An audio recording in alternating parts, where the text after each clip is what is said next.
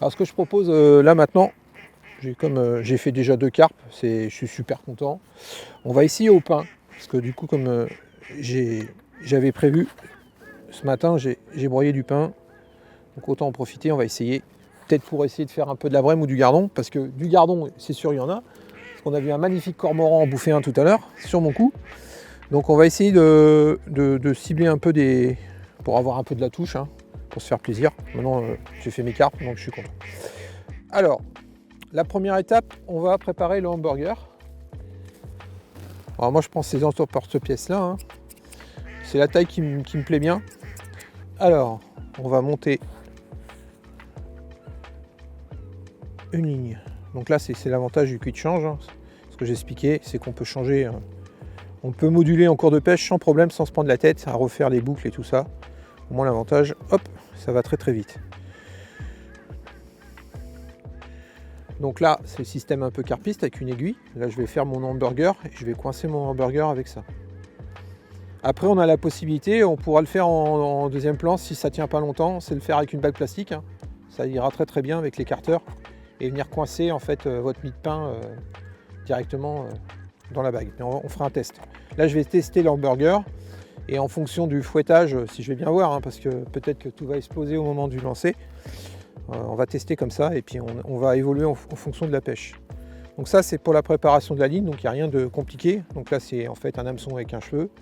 Je mets un gros, là volontairement, je mets un hameçon un peu plus gros quand même, contrairement à ce que je viens d'expliquer avec les dumbbells. C'est volontaire, on a du pain. Là, il faut que ça aspire, il faut qu'on pique tout de suite, hein, parce que sinon, c'est foutu. Hop, allez, alors le hamburger. J'espère que j'ai les aiguilles. Bien entendu, j'ai pas l'aiguille. Il faut que j'aille les chercher. Alors, sinon, vous avez ces petites boîtes là avec différents emporte-pièces aussi qui sont prêts. L'avantage de cette boîte, en fait, c'est que ça conserve quand même l'humidité de la pain de mie. Donc ça, c'est intéressant. D'habitude, j'ai une petite tablette. Là, je ne l'ai pas prise. On va le faire avec ça. Donc là, c'est pas compliqué, hein. Venez faire des godets. Alors moi, je suis quelqu'un de gourmand, hein. Je fais vraiment, quand je dis un hamburger, c'est vraiment un hamburger. Hop, je tasse. Voilà. Toc. Là, je peux vous dire. Ensuite, je vais prendre la petite aiguille.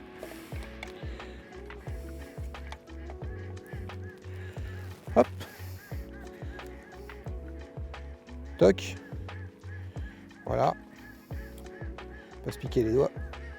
Ensuite, je viens percer. J'avance.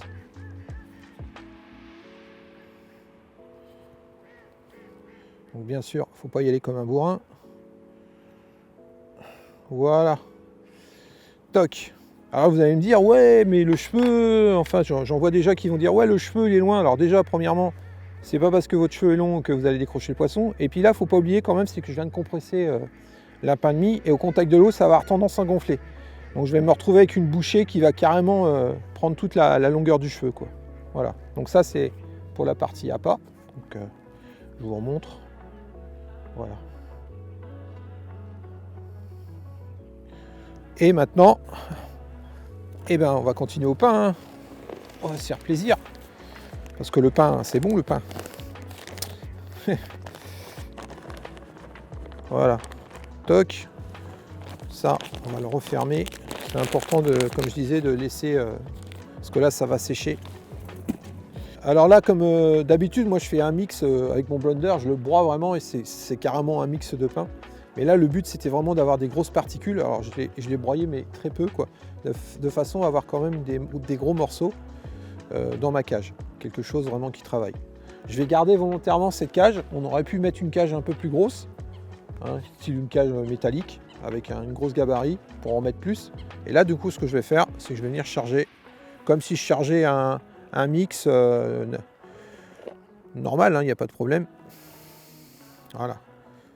Ouais, ça fait ça. Je vais en remettre encore un peu, mais voilà. On va tenter. Comme ça, à mon avis, ça devrait fonctionner. Il n'y a pas de raison. Peut-être faire une brème ou un rotangle. On va voir. Ok ? Allez, c'est parti.